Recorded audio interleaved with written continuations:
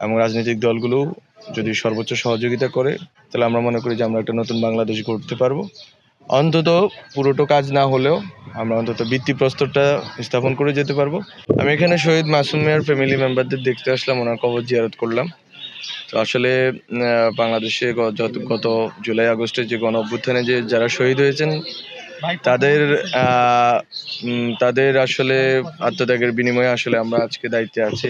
আমি আজকে একটি গভর্নমেন্টের মিনিস্ট্রিয়াল রোলে আছি। আর বাংলাদেশ দ্বিতীয়বার মতো মুক্ত হয়েছে, স্বাধীন হয়েছে।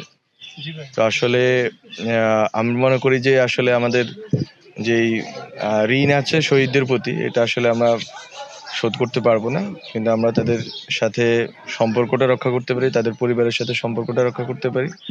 তাদের যে স্পিরিট আছে, যে স্পিরিটের কারণে আওয়ামী লীগ সন্ত্রাসীরা তাকে, আমি শুনতে পেলাম ওনাকে মেরে ফেলছে, লিঞ্চিং করে, মব লিঞ্চিং করে মেরে ফেলছে, সবাই মিলে একসাথে পিটিয়ে। তো আমার কাছে মনে হয়েছে যে এটা এইভাবে যে সন্ত্রাসী কায়দায় খুনগুলো হয়েছে এবং নিপীড়নগুলো হয়েছে, এবং আমাদের এখনো কয়েক হাজার আহত এখনো হাসপাতালে আছেন বিভিন্ন জায়গায়, তাদের সুস্থ হতে আরও সময় লাগবে, দীর্ঘ সময় লাগবে। তো আসলে এই যে আত্মত্যাগটা আসলে বাংলাদেশের রাজনৈতিক যে ভবিষ্যৎ, এই ভবিষ্যৎ নির্মাণের ক্ষেত্রে আমাদেরকে মনে রাখা উচিত যে আত্মত্যাগটা ছিল মূলত বাংলাদেশে নতুন একটা রাজনৈতিক বন্দোবস্তের জন্য, যাতে এই নিপীড়ন, এই অত্যাচারগুলো না থাকে, এবং রাজনৈতিক যে সংস্কৃতি আছে সেই সংস্কৃতিতে যাতে এই মারপিট, সন্ত্রাস, চাঁদাবাজি এগুলো না থাকে। তো শহীদদের এবং আহতদের আত্মত্যাগের এই যে চেতনা আছে, যে স্পিরিট আছে, এটাকে যাতে বাংলাদেশের জনগণ ধারণ করে, বিশেষ করে রাজনৈতিক দল এবং দলের নেতৃবৃন্দ ধারণ করে, এটা আমরা আশা রাখি।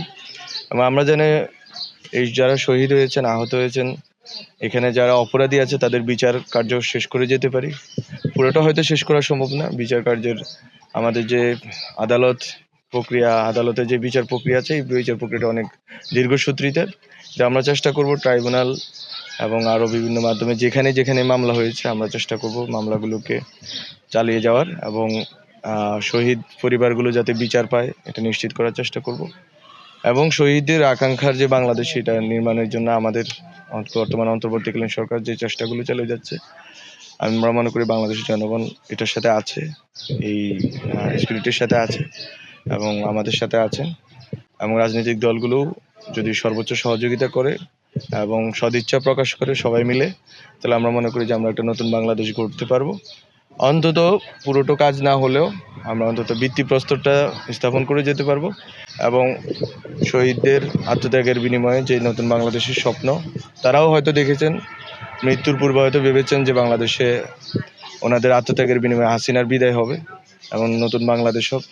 আমরা মনে করি সেই স্বপ্নটা বাস্তবায়ন করে যাওয়াটাই আমাদের একমাত্র লক্ষ্য হওয়া উচিত।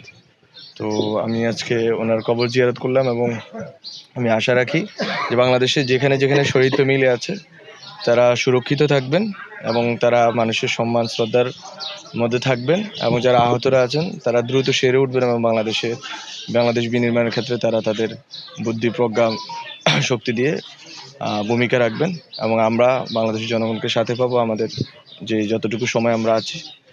তো এতটুকুই বলার ছিল আজকে।